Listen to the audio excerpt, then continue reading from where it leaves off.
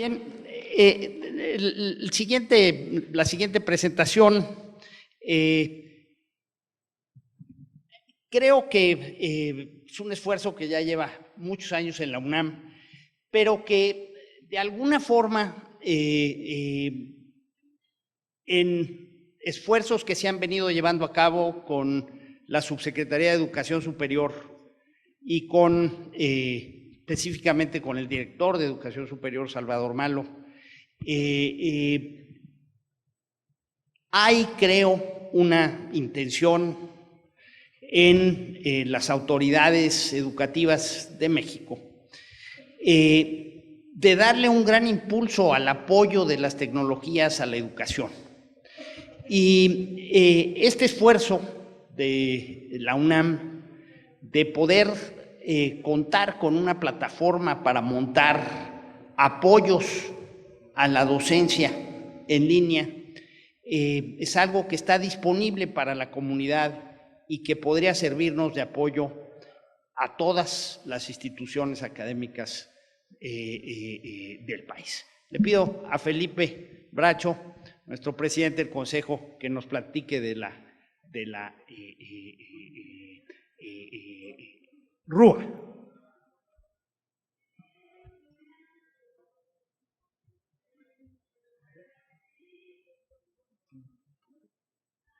Muchas gracias, querido Carlos.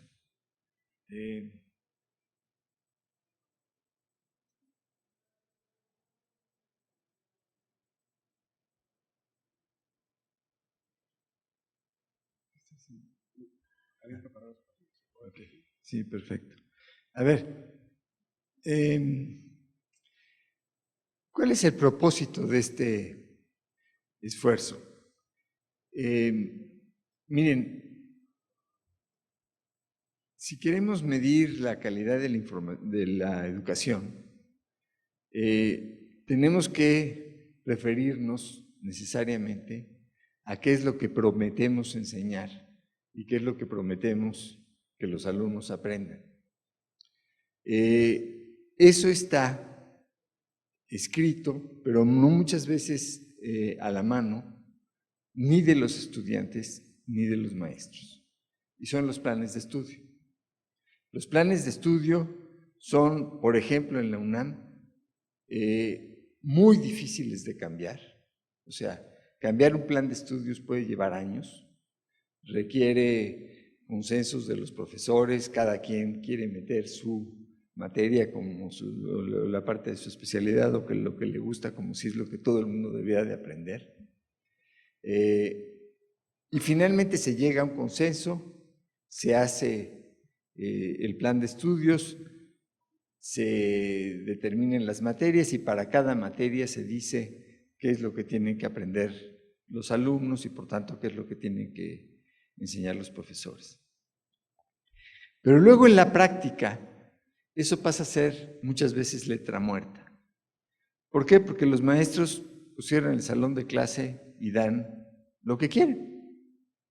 Y muchas veces pues, hacen el examen y también ponen la calificación de acuerdo a lo que ellos enseñaron.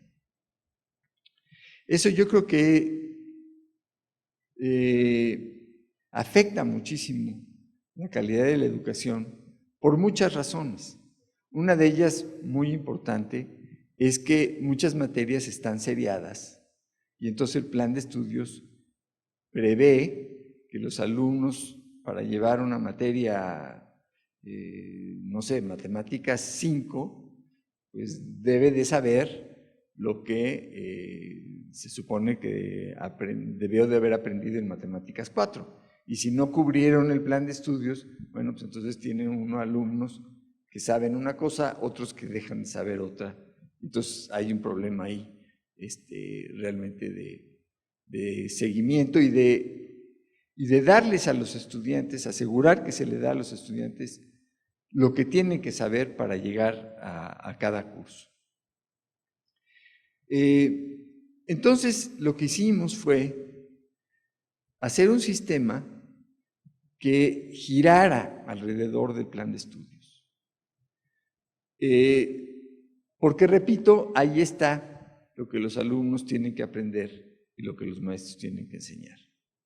Y ese sistema no solamente gira alrededor del plan de estudios, sino que para cada unidad, para cada materia, para cada unidad en la que se divide la materia, y aquí hay diferentes nomenclaturas, pero digamos que hay 4 niveles que se contemplan en la RUA, y en la nueva versión que estamos haciendo se pueden contemplar el número de niveles hacia adentro que en un árbol se puedan representar, y los niveles son pues, el grado de agregación, digamos, de aprendizajes esperados, de lo que se espera que aprenda un alumno. Mientras más desagregado, más abajo en el árbol que ahorita van a ver. Y para cada uno de esos aprendizajes esperados, para cada uno de los temas, para cada una de las materias, estamos creando una especie de ambiente de aprendizaje, que ustedes van a ver aquí como una cajita. ¿Por qué lo llamo un ambiente de aprendizaje? Van a ver, porque para cada tema, para cada unidad, para cada aprendizaje esperado, aparece cuáles son los materiales que tienen que aprender, de qué se trata ese tema, en qué se divide, qué debía de un estudiante saber antes para poder meterse a estudiar ese tema, y, por ejemplo, sugerencias para el profesor y material para evaluación. Se los voy a enseñar. Traje aquí una hoja de navegación para irme por algo que conozco, porque ya tenemos como alrededor de 10,000 objetos. Este es un esfuerzo que no solamente lo hemos hecho con objetos de la UNAM. Lo que hemos hecho es, digamos, cosechar en la red objetos que consideramos importantes, relevantes por el tema o por el aprendizaje esperado, y los colocamos en donde debe de ser. Pero después los pasamos a un comité de maestros le hemos dado mucho énfasis ahorita al bachillerato, y ese comité de maestros avala los recursos para aprendizaje. Una de las cosas que van a ver es, por ejemplo, aquí está la RUA. Esto está abierto para que cualquiera lo pueda ver. Vamos a aplicarle aquí, por ejemplo, a 4º año. Entonces me parece que es lo que tiene que ver un alumno de 4º año de bachillerato particular prepa nacional, Escuela Nacional Preparatoria. Y vamos a ver, por ejemplo, si le pico a Física 3, ¿no? Se le llama Física 3, ustedes saben, porque en realidad es la física que viene de secundaria. Y entonces aquí están viendo ustedes, primero, una cajita, que esa cajita es en donde está representado este ambiente de aprendizaje del que le estoy hablando, que habla de la asignatura. Y para cada una de estas cajitas, que son, repito, el ambiente de aprendizaje, uno tiene todos estos botones. Entonces, aquí, por ejemplo, vendría la descripción, que se repite en la cajita de abajo donde vienen las unidades temáticas. Aquí ya algo me pasó. Perdón. Me voy a regresar.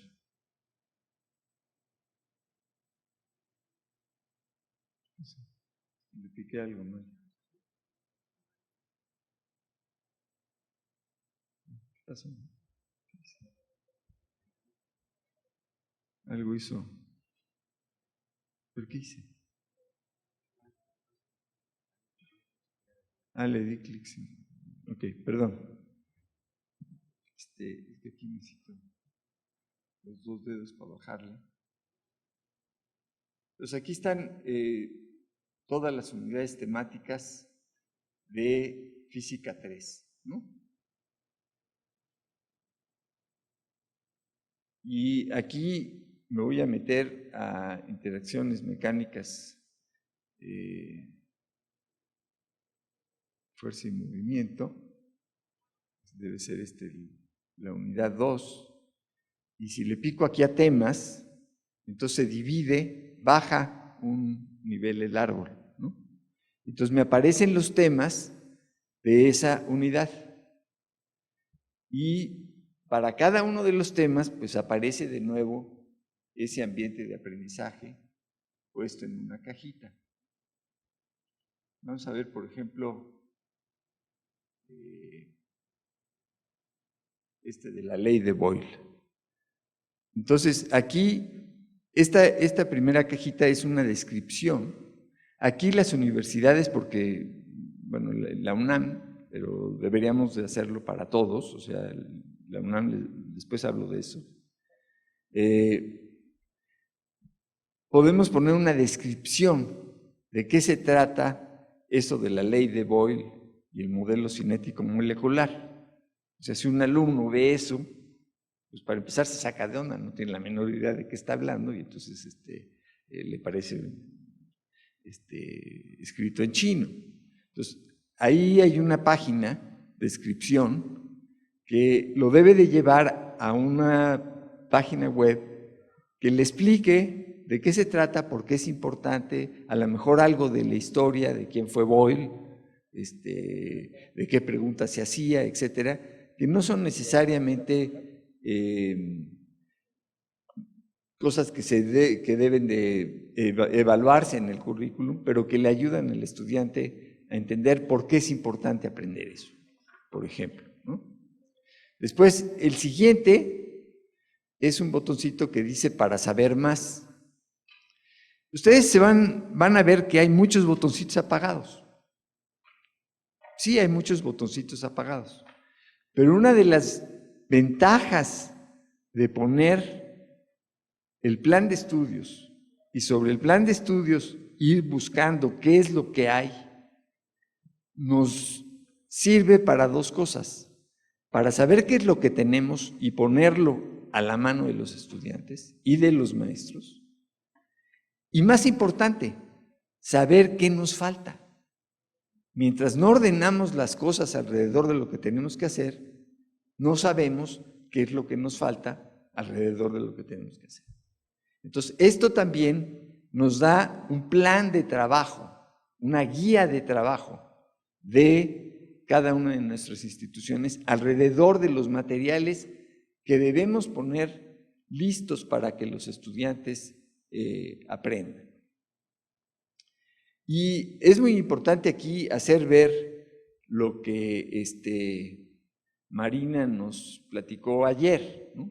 Cuando estamos hablando que ya prácticamente todos los estudiantes llegan con un dispositivo y desde ahí pueden acceder a Internet, si la universidad les diera esa capacidad, porque por lo menos en la UNAM, en la RIU estamos bastante mal, la Red Inalámbrica Universitaria, salvo en algunas preparatorias, el alumno podría eventualmente bajar las cajitas que le corresponde aprender, o sea, los aprendizajes esperados o los temas que está viendo, y llevarse en su celular los objetos de aprendizaje para esos temas, ¿sí? Entonces, aquí, por ejemplo, pues no tenemos a nadie que nos haya dicho, a ver, para saber más sobre la ley del modelo cinético molecular, la ley de Boyle, pues necesitas, te sugerimos esto. ¿Y qué quiere decir aquí esto es para saber más? Si a un estudiante le interesó el tema y quiere saber más para qué se está usando o qué se puede ver sobre la ley de Boyle y esto en otras, más adelante en física, por ejemplo, pues entonces le podría picar ahí. Este siguiente icono me llevaría a qué debo de aprender. Si tuviéramos en la UNAM, que no lo tenemos en preparatoria, lo tenemos más en bachillerato, dividido el plan de estudios hacia los aprendizajes esperados. Los aprendizajes esperados son ya un grado de granularidad, digamos, dentro del árbol, en donde lo primero que los distingue es que tenemos maneras muy claras de saber si se cumplen o no, ¿no? O sea, el aprendizaje esperado ya es algo muy específico que se puede medir mediante ciertos instrumentos que pueden ser exámenes o prácticas o lo que ustedes quieran. El siguiente que viene aquí es muy importante porque es lo que ya debo saber. Entonces, me debería de llevar hacia atrás. En este caso estamos en primero de preparatoria. Entonces, me debería de poder llevar hacia lo que yo ya debo de saber de secundaria. En particular, me debería llevar algunas cosas de matemáticas sobre ecuaciones de primer grado. En lo que sí ya tenemos más avanzado, y es donde les digo que tenemos alrededor de 10,000 objetos, es en esta parte, que es, bueno, si tengo que aprender la ley de Boyle y el modelo cinético molecular, ¿con qué lo aprendo? Y entonces aquí le pico, me aparece cuáles son los recursos para aprender. El siguiente botón es ¿cómo sé si ya lo aprendí? Y entonces hay un botón en donde me van a aparecer diferentes formas para que yo me autoevalúe sobre ese tema particular. Y el siguiente botón son recursos para el profesor, en donde los profesores pueden poner formas de enseñar, recomendarles a los maestros alguna bibliografía, algún artículo de pedagogía sobre el tema, o poner alguna experiencia que ellos tienen alrededor de ese tema. Entonces, por ejemplo, si aquí le pico a recursos para aprender, entonces me aparecen cuáles son los recursos que hay para aprender divididos por categoría del recurso, ¿no? O bien son aplicaciones móviles, o bien son un documento, o es un objeto en la web. Pero puede ser lo que ustedes quieran, puede ser un video, lo que uno vaya encontrando. Y esto es importante porque el alumno, a un alumno le gusta ver videos y a otro le gusta jugar con interactivos y a otro le gusta a lo mejor leer, ¿no? Y entonces pues, se va a un documento. Entonces vamos a ver, por ejemplo, qué hay aquí en la web. Entonces aquí me aparecen ya todos los objetos que hay para la web. Y me aparece, por ejemplo, que tengo 4 objetos para aprender la ley de Boyle. Vamos a ver uno, más de los que sí hicimos en la UNAM, para que vean es un poco el tipo de objetos que ya se pueden hacer. Y es interesante. Bueno, aquí explica los gases y pone como ejemplo lo que pasa dentro de una olla express, pero después lo vamos a ver de una manera distinta. Aquí se presenta básicamente una simulación de lo que ustedes ven, es un recipiente con una especie de, es una jeringa grandota, ¿no? Y le aprieta uno y adentro hay un gas. Y entonces dice, mira, a la izquierda se muestra un gas contenido en un cilindro cerrado con un pistón. Mira la animación y contesta qué es lo que puedes observar que sucede con el gas al aplicar más presión sobre él, ¿no? Entonces, bueno, pues miramos la animación. Vemos que si bajamos el gas, pues se sube la presión y algo ahí la temperatura, ¿no? Pero ponga ustedes que alguien dice aquí, a ver, ¿qué quieren? ¿Qué se te ocurre ponerle? ¿Qué se te ocurre responderle ahí?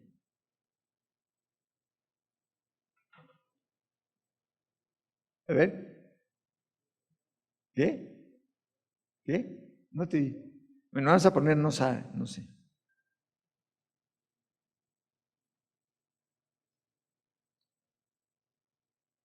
Entonces te hace otra pregunta. Se observa el émbolo que el émbolo del cilindro baja. ¿Qué significa para el gas? Entonces podemos decir, se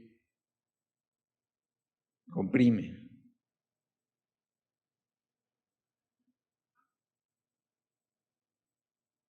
Entonces ya te empieza a decir, en efecto, lo más evidente es la reducción en el volumen del gas. ¿Sí? Entonces, aquí uno puede responder lo que quiera. Y de acuerdo a qué es lo que responde, la computadora le hace ver ciertas cosas que no vio, etcétera, hasta que el alumno, después de 5 o 6 páginas, prácticamente descubre la ley de Boyle, porque le pregunta las relaciones entre una cosa y la otra y, saber, chécate y multiplica la presión con la temperatura, lo que sea, y empieza a salir la ley de Boyle, ¿no? Bueno, este es un ejemplo de los miles de objetos que ustedes ya conocen, pero de las cosas que se pueden poner ahí. Me regreso a la red universitaria de aprendizaje. Y les quiero explicar algunas cosas. Miren, ahorita no me metí o sea, no di un número de cuenta, pero si me meto aquí a iniciar sesión, entonces el sistema reconoce que soy alguien de la UNAM, si es que lo soy, y entonces me da acceso a objetos que no son públicos. Todas las universidades tienen objetos públicos y objetos que no son públicos. ¿Cuáles son los objetos que no son públicos? Por ejemplo, los libros en la biblioteca. Compramos suscripciones a revistas y a libros, los que no podemos poner públicos porque nos demandan, ¿no? Pero sí los podemos poner para nuestros alumnos.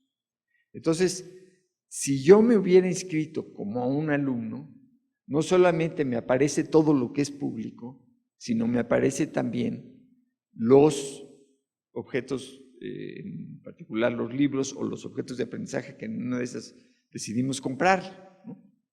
Pero que no podemos poner ahí para todos. También, si yo me inscribo como alumno, reconoce en qué plantel de la Escuela Nacional Preparatoria estoy, y entonces cuando yo le pico aquí a matemáticas o a cualquier materia, me va a aparecer un menú en donde me aparece cuáles son los profesores que dan esa materia. Y cada profesor tiene una página, cada profesor que da esa materia tiene una página, o la va a tener, estamos en esas, en donde el maestro puede comunicarse con los alumnos que están llevando esa materia. Ahí puede poner, entre otras cosas, sus exámenes, qué exámenes ha hecho, que se vuelven también después material para evaluar. Esto va a diferir de una universidad o de una institución a la otra. Y ahora, para terminar, a lo que quiero llegar a decirles es que este sistema ya lo está adoptando la universidad a distancia, siempre se me olvida, la universidad, la de Cervantes, Universidad Nacional a distancia.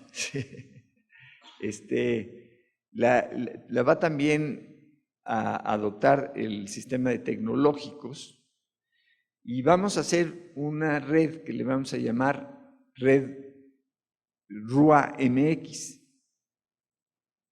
Y ahí la idea es que va a haber una página en donde van a estar las instituciones que tengan su propia RUA. Se van a poder hacer búsquedas, ahorita no les enseñé, pero puedo yo aquí buscar pues, por ejemplo, lo que hay sobre cualquier tema, ¿no? Están las opciones avanzadas, puedo diferenciar por el tipo de aplicación que quiero, puedo saber, no sé, si yo tengo una tableta, pues entonces me voy a las aplicaciones iOS, perdón.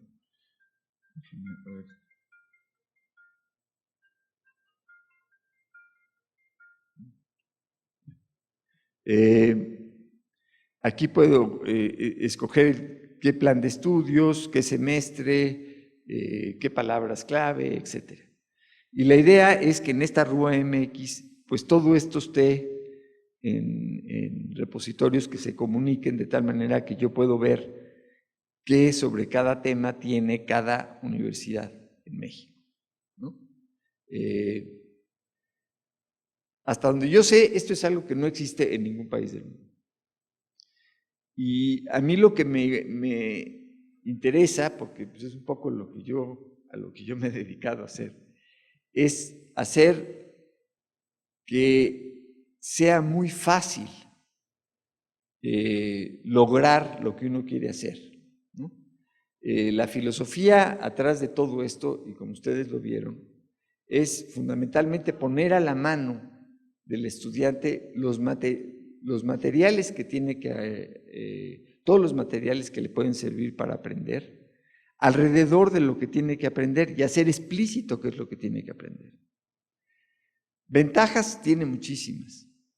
Una, por ejemplo, es que un alumno en tercero de bachillerato pues puede ver cuál es el plan de estudios de las carreras de ingeniería o de contabilidad o de matemáticas en su universidad o en otras y ver qué es lo que tiene que saber y qué es lo que tiene que aprender y ayudarle a decidir por dónde se quiere ir, ¿no?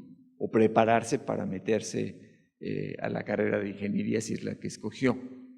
Entonces, todo esto estaría abierto, tendría la ventaja de que sería colaborativo en el sentido de que lo que cada universidad ponga públicamente lo van a poder ver todas las demás y es un esfuerzo que permite que participen los profesores y que participen los alumnos. Los alumnos pueden calificar los objetos como buenos o malos, etcétera, ¿no? Y podrían en un momento dado sugerir también cosas hacia los maestros. De tal manera que es algo que va a ir creciendo naturalmente y como les decía, pues ya tenemos una guía de qué hacer, porque pues si ya hay 45 objetos sobre un tema específico, pues hay que mejor ver sobre qué objetos nos faltan. Por ejemplo, nos faltan objetos para evaluar y son fáciles de hacer, pero necesitamos que los maestros los empiecen a poner. Y bueno, lo que estamos haciendo ahorita para que esto sea accesible a cualquier institución es primero, vamos a tener el sistema dentro de la infraestructura de cómputo de la UNAM para que ahí hagan su propia red universitaria de aprendizaje cada institución y en una segunda instancia lo estamos ya listo, va a estar listo para que se pueda empaquetar y lo puedan poner en sus servidores. Aquí el problema más importante, una vez que ya está el sistema, es el problema social, ¿no? O sea, conseguir que los maestros pongan materiales y que lo vayan empezando a usar. Eso no es fácil, pero se necesita el apoyo institucional y el convencimiento de los maestros y de los alumnos. En la medida en que esto se vaya haciendo más, digamos, se vaya llenando cada vez, haciéndose más relevante, pues va a ser, yo creo, espero, una herramienta muy, muy útil, ¿no? Se las dejo para que los que estén interesados nos escriban a UDI o a a la UNAM, y pronto haremos un seminario de cómo hacer la RUA institucional dentro de la UNAM y luego ya hacer las RUAs en cada institución. Entonces, si tienen alguna pregunta.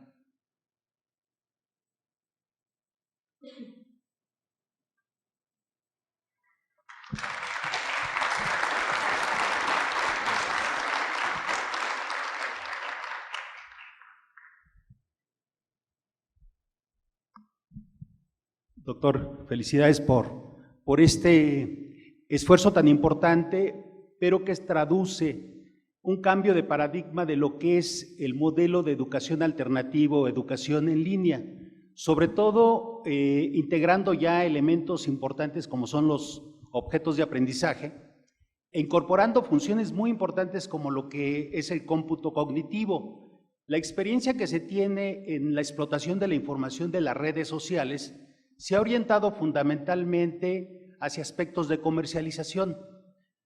Explotar bases de conocimiento que se generan en este tipo de sistemas nos va a permitir, y ahí pues quisiera conocer su opinión, en cómo retroalimentar los planes de estudio, sobre todo porque aquí, a diferencia de lo que usted de manera muy precisa sintetizó al principio, que es esta atomización de los planes de estudio en un maestro, donde al final de cuentas el maestro pues enseña, si bien dentro de un marco, de un plan de estudio, pues al final de cuentas él enseña de acuerdo a su ritmo, de acuerdo a su experiencia.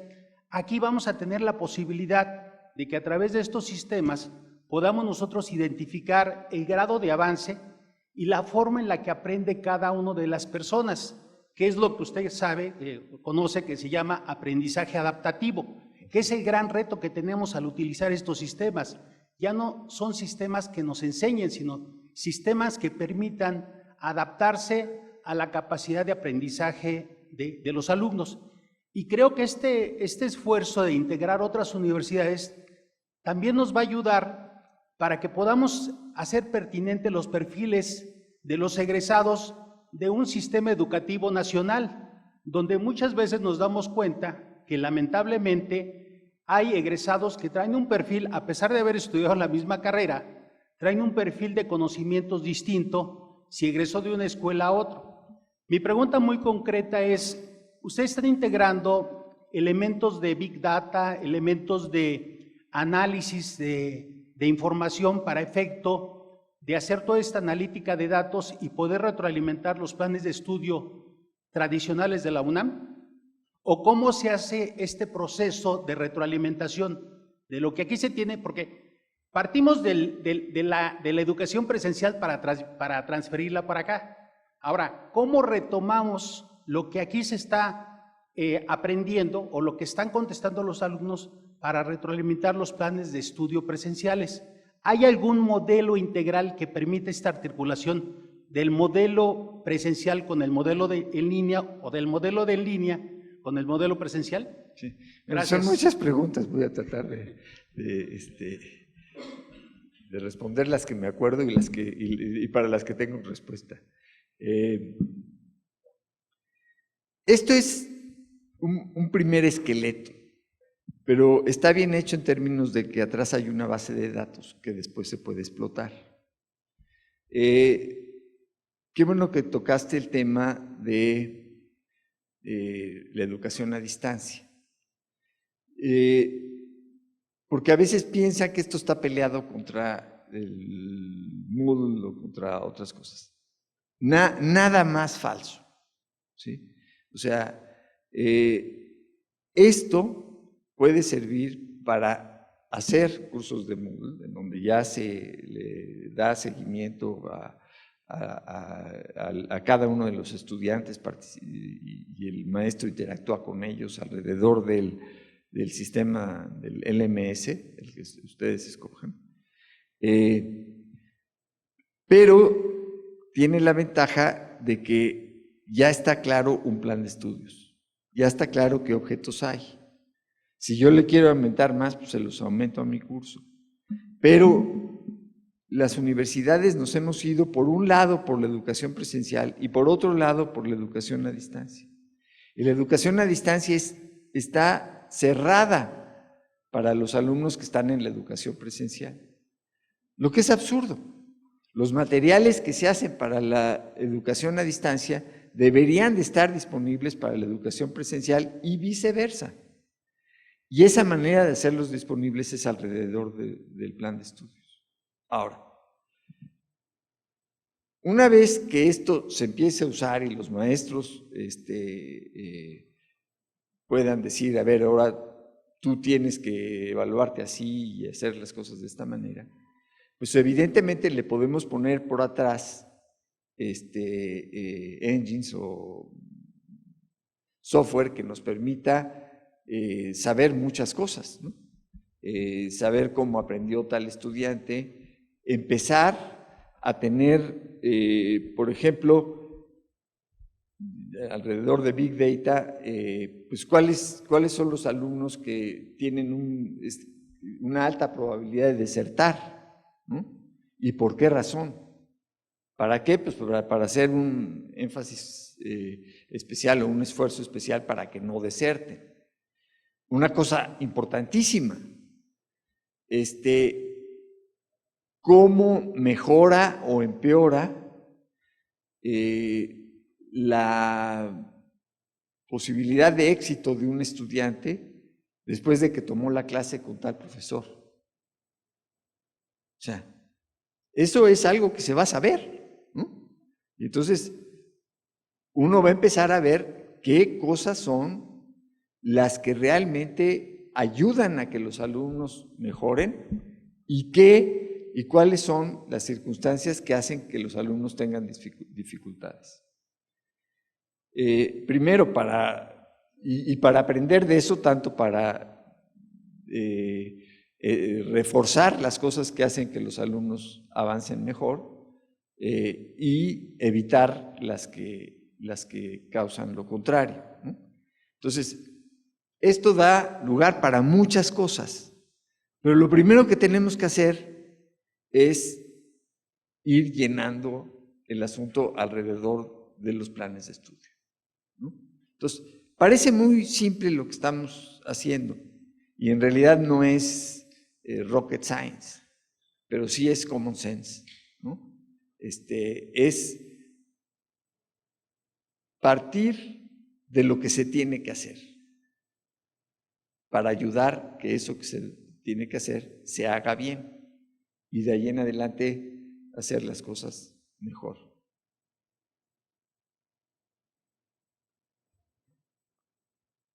Sí, Salmo. Pues grita.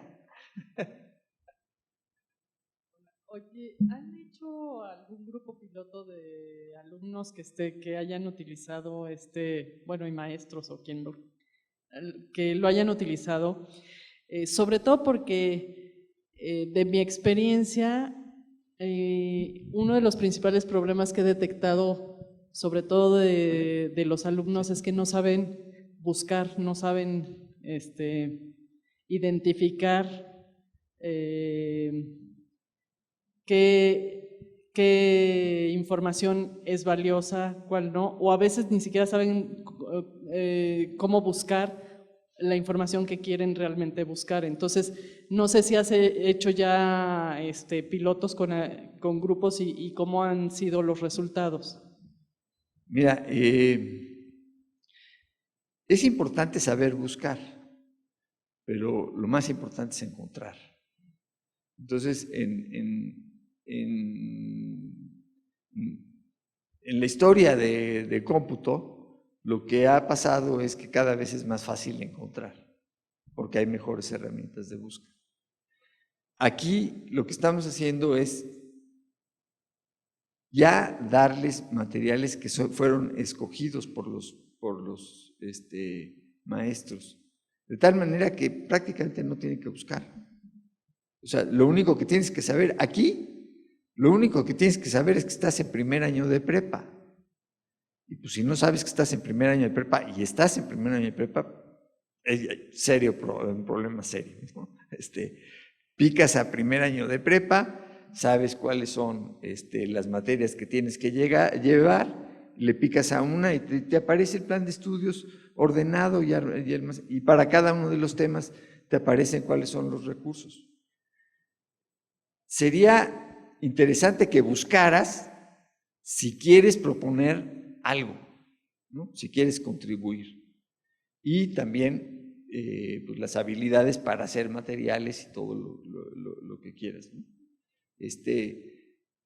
Pero como les decía, y esto es una parte muy importante, saber lo que nos falta es muy importante, es fundamental para guiar el trabajo y para tener eventualmente cosas más o menos completas. Bueno, ¿se puede hacer todavía una pregunta? Sí, todavía. Dentro del alcance de su proyecto, ¿tienen contemplado considerar el enfoque por competencias? Perdón, no te conté. ¿Sí? Sí, decía que si dentro del alcance del proyecto de RUA tiene contemplado el enfoque hacia competencias, porque cuando hablamos de planes y programas de estudio orientados a competencias, no es tan solo la parte del contenido la que, bueno, más bien, no se estructuran los planes en términos de contenidos, sino en términos de unidades de competencia. Y eso implica, pues al final los objetos pueden ser los mismos, pero simplemente el front-end hay que reconfigurar. No sé si ustedes tengan contemplado a mediano o largo plazo esta tendencia. No, sí, en la versión que ya estará lista en 2 meses para que las universidades o las instituciones puedan poner su plan de estudios, lo pueden poner como quieran.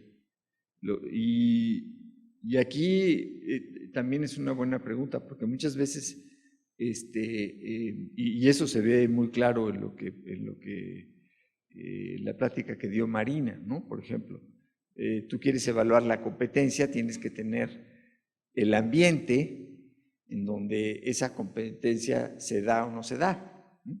Entonces, esos ambientes pues equivalen a los recursos de aprendizaje aquí cuando estás hablando